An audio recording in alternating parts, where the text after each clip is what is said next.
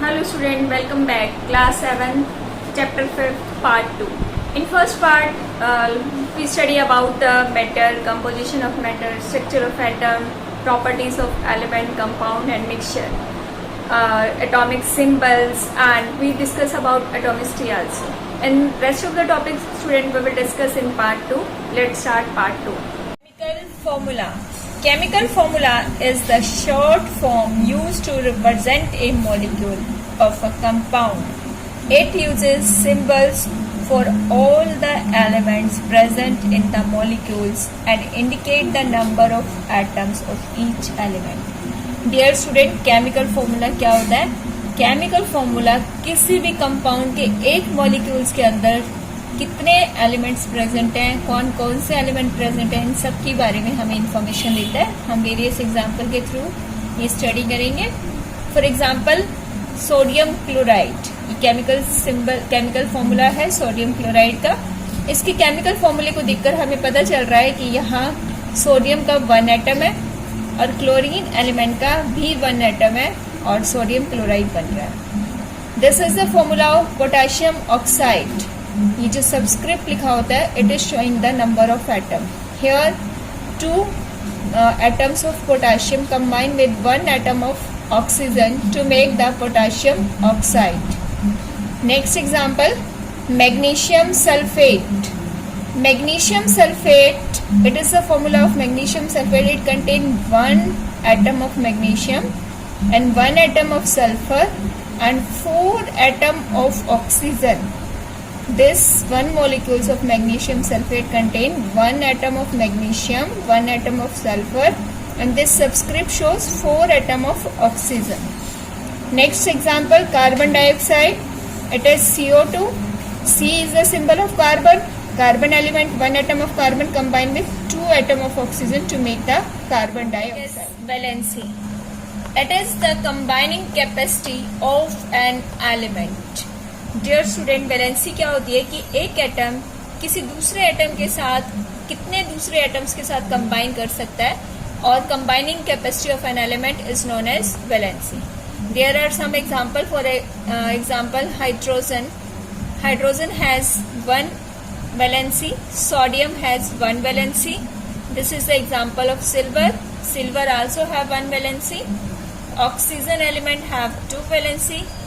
Magnesium have 2 valency, calcium 2 valency, nitrogen have 3 valency, aluminum have 3 valency, carbon element have 4 valency. Dear student, we can also find out the valency, but you will study that is in higher classes. In 9th class you will study how to find out the valency of different element. It is longer concept. Now we have to just learn which is given in your book. जो आपकी book में given है tables, अब आपको सिर्फ उसको अच्छे से रिवाइज करना है. वही आपको हेल्प करेगा फॉर्मूला बनाने में. ये वैलेंसी हमें बहुत इंपॉर्टेंट है कोई केमिकल फॉर्मूला राइट करने के लिए किसी भी कंपाउंड का. Dear student, there are some example of valency of radical. Valency study करने से पहले हम रेडिकल का मीनिंग जानेंगे. What are the radicals? The group of atom carry charge. जब एक ग्रुप ऑफ एटम के ऊपर कोई चार्ज होता है तो उसको हम क्या बोलते हैं? रेडिकल. या फिर we can also say that poly atomic ions. इनको रेडिकल्स को हम और किस नाम से भी जानते हैं? Poly atomic ions. For example, hydroxyl OH. There are 2 atoms and they carry 1 charge, 1 negative charge. These are examples of radicals. These examples help you to write the chemical formulas. Let's study about these example. This is the hydroxyl group and 2 atom, 1 atom of oxygen and hydrogen combine to each other and carry 1 charge. Its valency is 1. This is nitrate. ये हम जब chemical formula लिखेंगे तब आपको बहुत help होगी. जैसे हमने लिखा सोडियम नाइट्रेट, तो नाइट्रेट का आपको यहाँ से पता चलेगा कि नाइट्रेट का फॉर्मूला क्या है, NO3, और उसकी वैलेंसी कितनी है. वो केमिकल फॉर्मूला राइट करने में हमें हेल्प करेगा. नेक्स्ट है नाइट्राइट. नाइट्राइट का फॉर्मूला होता है NO2 और इसकी भी वैलेंसी 1 होती है. पूरे पॉलीएटॉमिक आयंस के ऊपर, ग्रुप ऑफ एटम्स के ऊपर कितना चार्ज आता है? 1 चार्ज. बाइकार्बोनेट. बाइकार्बोनेट का फॉर्मूला होता है HCO3 और इस पूरे ग्रुप ऑफ एटम्स के ऊपर चार्ज कितना होता है? Only one charge. Sulphate SO4, इसके ऊपर चार्ज कितना है? इट कैरी 2 चार्ज और 2 वैलेंसी। जितना इनके ऊपर चार्ज है उतनी ही इनकी वैलेंसी है। Carbonate CO3, it also having 2 valency. Phosphate PO4 and it have 3 valency. Student, you have to revise all these radical and their valency. These valencies help you to write the chemical formulas. Next topic, writing a chemical formula.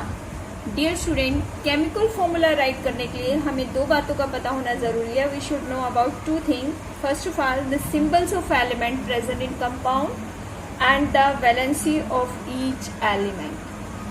We can more understand by taking the example. देखिए, जैसे sodium chloride है, हमें पता है इसके अंदर कौन कौन से एलिमेंट है, सोडियम और क्लोरीन. उनके सिंबल्स का पता होना जरूरी है. सोडियम सिंबल Na और क्लोरीन Cl. फिर सेकेंड स्टेप क्या होता है केमिकल फॉर्मूला लिखने का? Below each element write its valency. हर एलिमेंट्स के नीचे उसकी वैलेंसी लिख दीजिए. अभी हमने पढ़ा था कि सोडियम की वैलेंसी कितनी होती है? 1. क्लोरीन की वैलेंसी कितनी होती है? 1. Then interchange the valency and write them as a subscript. फिर हम क्या करते हैं? इन एलिमेंट की वैलेंसी आपस में इंटरचेंज कर देते हैं और उनकी वैलेंसीज को एक दूसरे के नीचे सबस्क्रिप्ट बनाकर लिखते हैं. इसकी वैलेंसी इसके नीचे लिखी जाएगी और सोडियम की वैलेंसी क्लोरीन के नीचे लिखी जाएगी. अगर वैलेंसी 1 होती है, after changing the valency 1, it can be omitted. अगर 1 वैलेंसी आती है तो no need to write 1. Formula बन गया NaCl. It is the chemical formula of sodium chloride. We are now taking next example, magnesium oxide. We write the symbol of magnesium Mg. Oxide, oxygen का symbol हमें पता है O होता है. Magnesium की valency हम राइट करेंगे. Magnesium की वैलेंसी क्या होती है? 2. अभी देखा था हमने मैग्नीशियम की वैलेंसी 2. ऑक्सीजन की वैलेंसी भी क्या होती है? 2.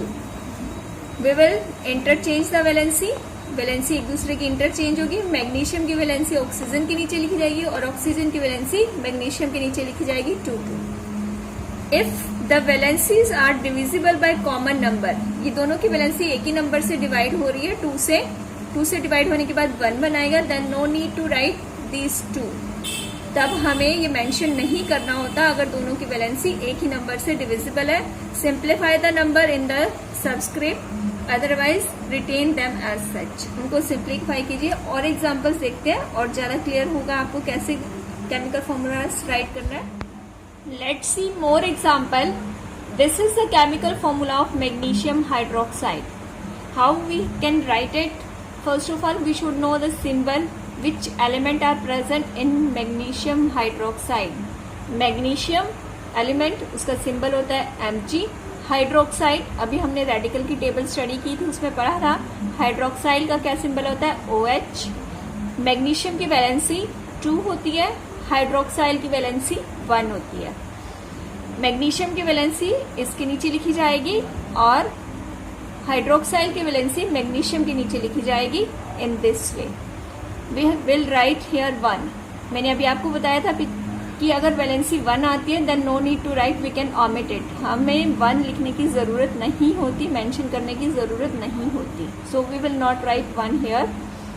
और बेटा अगर पॉलीएटॉमिक आयंस होते हैं या रेडिकल्स होते हैं तो we should keep this radical in a bracket and then write subscript. हमें इन पूरे पॉलीएटॉमिक आयन को ब्रैकेट के अंदर लिखना होता है और फिर सबस्क्रिप्ट लगाना होता है. If you don't write this bracket then your formula will be wrong. See next example. This is the formula of calcium chloride. Here we also not write 1 because no need to write. First of all will see the example then we will rub it. Calcium के लिए symbol होता है Ca. Chlorine का symbol Cl. Calcium की valency होती है 2. Elements के नीचे उसकी वैलेंसी लिख दी. क्लोरीन की वैलेंसी 1 उसके नीचे लिख दी. दोनों की वैलेंसी इंटरचेंज की. नेक्स्ट स्टेप, जिसकी जो वैलेंसी है उसके नीचे लिखी. इंटरचेंज करने के बाद कैल्शियम के नीचे क्या आएगी? 1. क्लोरीन के नीचे कैल्शियम की वैलेंसी 2. 1 को आपको बोला था no need to write, we can omit it. Calcium chloride का फॉर्मूला बन गया CaCl2। This is the formula of calcium chloride. Students, अब हम कुछ और एग्जांपल देखेंगे केमिकल फॉर्मूला कैसे राइट किया जाता है, कौन सा रॉन्ग वे है और कौन सा राइट वे है केमिकल फॉर्मूलाज लिखने का। जैसे ये एग्जांपल है कैल्शियम ऑक्साइड, रॉन्ग वे है ये केमिकल फॉर्मूला लिखने का Ca2O2। Why it is wrong? Because we have discussed that if the valency are divisible by common number, दोनों की वैलेंसी कॉमन नंबर से डिविजिबल है 2 और 2, then we simplify the number in the subscript। तब हम इसको 2 से डिवाइड कर देंगे, 2 और 1 आ जाएगा और no need to write 1। Right way क्या होगा CaO। बेटा सीधी और साफ भाषा में या इजी वे में अगर दोनों की वैलेंसी सेम आ रही है नीचे तो हम उनको कैंसिल आउट करके और क्या लिखेंगे, कैल्शियम ऑक्साइड। दोनों की वैलेंसी लिखने की जरूरत नहीं है। Next example sodium hydroxide NaOH। This is the wrong way. Why it is wrong? We will not keep the hydroxide in the bracket because it do not have any subscript. अगर polyatomic ions के नीचे कोई subscript नहीं है तो हमें उसे bracket में नहीं रखना है। This is the right way to write the formula of sodium hydroxide NaOH। Next example देखिए zinc hydroxide ZnOH2। This is the wrong way क्योंकि ये पॉलीएटॉमिक आयंस है हाइड्रोक्साइड और इसके नीचे सबस्क्रिप्ट है। इस सबस्क्रिप्ट को ब्रैकेट में रखना था जो नहीं रखा है, that's why this formula is wrong. The right way to write the formula of zinc hydroxide is this ZnOH bracket whole square. Subscript को ब्रैकेट के बाहर लिखा जाए। Chemical reaction and chemical equation. Student, what is the chemical reaction? It is a process in which two substances chemically combine with each other and form a new substance. That process is known as chemical reaction. And symbolic representation of this chemical reaction is known as chemical equation. अगर हम chemical reaction को symbols की form में represent करें, जैसे कि हमने एक यहाँ एग्जाम्पल लिखा है, तो उसको हम क्या बोलते हैं, chemical equation. This is an example of chemical equation. Chemical equation में जो सब्सटेंस केमिकली कंबाइन करते हैं उनको हम लेफ्ट हैंड साइड पे, एरो के लेफ्ट हैंड साइड पे रखते हैं, और जो सब्सटेंस रिएक्शन के बाद बनते हैं they are known as product and they are written on the right hand side of the chemical equation. Reactant क्या होते हैं? वंस अगेन देखो बेटा, जो सब्सटेंस केमिकल रिएक्शंस में कंबाइन करते हैं, रिएक्ट करते हैं, they are called reactant. For example, this hydrogen gas and oxygen gas are the reactant. They chemically combine to form the water molecules. This is product. It is formed after the chemical reaction. And a chemical reaction in which the number of elements are equal in the left hand side and right hand side, that equation is known as balanced chemical equation. जैसे कि हमने इसको calculate किया बेटा, ये इसको हम बोलते हैं कोफिशिएंट, और जो नीचे लिखा होता है that is known as subscript. ये सबस्क्रिप्ट है और ये कोफिशिएंट है। अब हम कैलकुलेट करेंगे हाइड्रोजन एटम रिएक्टेंट में कितने हैं। रिएक्टेंट में देखिए जो कोफिशिएंट होता है उसको सबस्क्रिप्ट के साथ मल्टीप्लाई किया जाता है, मीन्स हाइड्रोजन के 4 एटम है, 2 2 जा 4। रिएक्टेंट में हाइड्रोजन के 4 एटम कंबाइन हो रहे हैं और ऑक्सीजन के 2 एटम। और प्रोडक्ट में भी क्या हो रहा है, आगे जो ये कोफिशिएंट लिखा होता है ये पूरे कंपाउंड के साथ सबस्क्रिप्ट है उनके साथ मल्टीप्लाई होता है। ऑक्सीजन के साथ कुछ मेंशन नहीं है तो ये अंडरस्टूड होता है कि यहाँ 1 है। हाइड्रोजन के साथ 2 मल्टीप्लाई हुआ, it means it carry 4 atom of hydrogen. और ऑक्सीजन के नीचे सबस्क्रिप्ट नहीं है तो हम 1 मानेंगे और 1 को 2 से मल्टीप्लाई करेंगे, it means it carry 2 atoms of oxygen. So this is an example of balanced chemical equation. Next topic, balancing and chemical equation. किसी भी chemical equation को कैसे बैलेंस किया जाता है अब हम वो देखेंगे। First step, first of all we should determine the number of atoms of each element present in reactant and product.